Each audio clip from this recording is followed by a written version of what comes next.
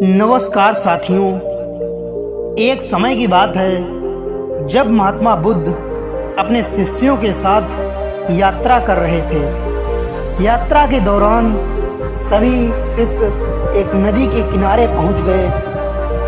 उन्होंने देखा कि नदी के किनारे पर 4 लोग एक साथ नाव से उतर रहे थे। वह चारों बुद्धिमान और विद्वान थे। नाव से उतरकर चारों ने चर्चा की कि इस नाव की मदद से हमने नदी पार की है, और वह कहने लगे कि इस नाव ने हमारी मदद की है तो हम इसे कैसे छोड़ सकते हैं। तभी उसमें से एक व्यक्ति ने कहा कि यह बात बिल्कुल सत्य है, जो हमारे काम आया है उसे हमें नहीं छोड़ना चाहिए। इसीलिए अच्छा ये होगा कि हम नाव पर चढ़कर आए हैं तो अब हमें नाव को धन्यवाद देने के लिए इसे सिर पर उठाकर आगे चलना चाहिए। तभी उन चारों ने नाव को सिर पर उठा लिया और आगे बढ़ गए। रास्ते में कुछ लोगों ने उनसे ऐसा करने की वजह को पूछा।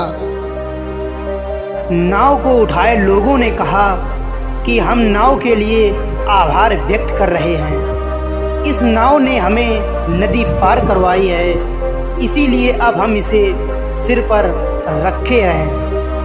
पहले तो हम इसकी सवारी बने, अब ये हमारी सवारी बनी है। ये पूरी घटना बुद्ध और उनके शिष्य ध्यानपूर्वक देख रहे थे। शिष्यों ने महात्मा बुद्ध से कहा कि इस घटना के बारे में आपकी क्या राय है। तब महात्मा बुद्ध बोले कि ये इन लोगों की सोच है, इस पर हम कुछ नहीं कह सकते हैं, लेकिन इस घटना से हमें एक सीख मिलती है कि लोग अपनी सुख सुविधा की चीज़ों का उपयोग करते हैं और उनके मोह में फंस जाते हैं। मोह की वजह से आगे नहीं बढ़ पाते। नाव एक साधक है, इसका काम ही हमें एक स्थान से दूसरे स्थान पर पहुंचाए। अगर हम इसे पकड़कर बैठे रहेंगे तो आगे कैसे बढ़ पाएंगे। हमारे पास जो भी सुख सुविधा की चीज़ें हैं उनका उपयोग करें, लेकिन उनसे मोह कभी मत करें। वस्तुओं का उपयोग करने के बाद उन्हें उनके ही स्थान पर छोड़कर लक्ष्य की ओर आगे बढ़ना चाहिए। कभी भी उसकी मोह माया पर वहाँ पर स्थगित नहीं होना चाहिए।